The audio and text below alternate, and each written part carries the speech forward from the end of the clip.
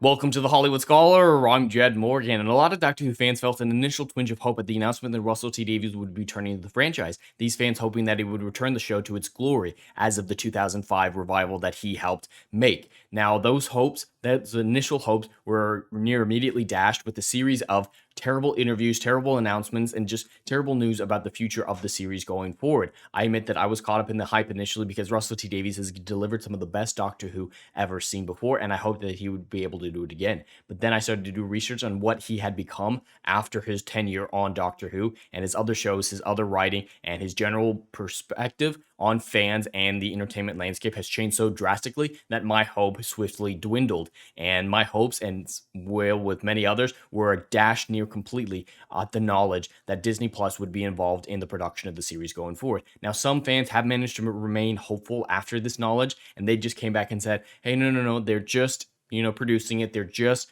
distributing it. They don't have any creative control over it. Well, I strongly disagree with that. The moment you put as much money for it as Disney Plus is doing, you have creative control. Whether or not that's actually in the contract, that would be a byproduct of it. And it seems like this concern amongst the fans has made its way all up to Russell T Davies, and he thinks that he's going to assuage those fears amongst the fans. And it seems like the Access mainstream media sites agree that he is assuaging their fears, but it's not exactly in the way that you think, specifically because he focuses on the issue of it being American involvement versus Disney itself involvement. I think Disney has been in a horrific place for the last several years. They've stopped prioritizing the quality of their content and focused instead on the wokeness and identity politics of the product, delivering terribly written garbage for several years now. And that's more what I'm concerned about, is Disney Plus's creative involvement in Doctor Who. If they were just the distributors, I wouldn't have much of an issue. But like I said, as soon as you put up that much money forward to influence the production, you have creative control, whether or not it's in the contract itself. But there was an interview with Russell T Davies in a recent issue of the Doctor Who magazine where he attempts to reassure fans about Disney Plus's involvement. It's going to be terrible, in my opinion, and he does not assuage those fears for me or anybody else who was more concerned about Disney Plus's creative influence, considering the current state of that company, more so than the fact that they're American company. So Russell T Davies had this specific comment that I want to focus on.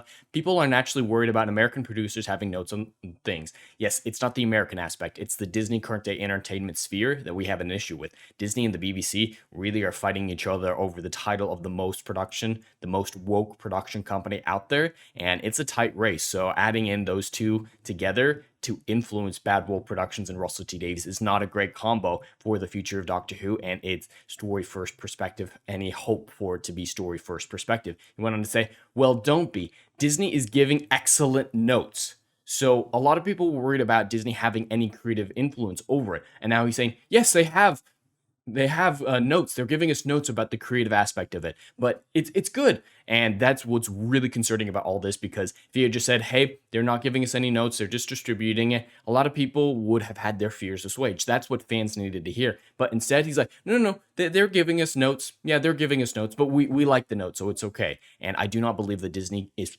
physically capable of giving good creative notes in the current day, considering their priorities and the people that they're hiring. And Russell T Davies is no longer creative first writer himself, so these notes, I imagine, are dire. But everybody's concerns were not about the Americans aspect of it. It was about the creative influence, and he just confirmed that they do indeed have creative influence over the production of the series going forward. I imagine this will hurt several people's hopes, the ones amongst the fans who were hoping that they were just the distributors and not just a creative team influence. Now those fears seems to be fully realized and bash the hopes of those stalwart fans who tried to endure through the initial announcement of Disney Plus's involvement. I am not hopeful about this series going forward. It might be good, it might not. David Tennant, I imagine, will deliver a great performance in the upcoming 60th, but going on after that, there's not a whole lot to keep me invested. Currently, there was an announcement that Kate Stewart would be returning to the series, but she was also in The Power of the Doctor, and that was a disastrous episode that really destroyed Doctor Who canon even more. So I'm not interested in her return. That was the big announcement from this week. This show is not going to survive with Disney Plus's involvement, with the current day Russell T Davies at its helm, with BBC in the shape that it's in, with the current entertainment landscape. No amount of David Tennant being David Tennant can save terribly written scripts to the degree to carry fan interest forward into season 14 with Ncuti Gatwa and Millie Gibson. If Disney Plus is indeed giving them notes, the show is well and truly dead, and any lingering hope that I had is fast retreating. They keep adding to the pile of negativity. Every single announcement they make about the future, every single interview, every single comment made about the future of this franchise merely seals the fate of the franchise that Chris Chibnall started. But anyway, that's all I have for today. I'd love to hear your thoughts in the comments below. Please like and subscribe, and I'll see you in the next video. Anon.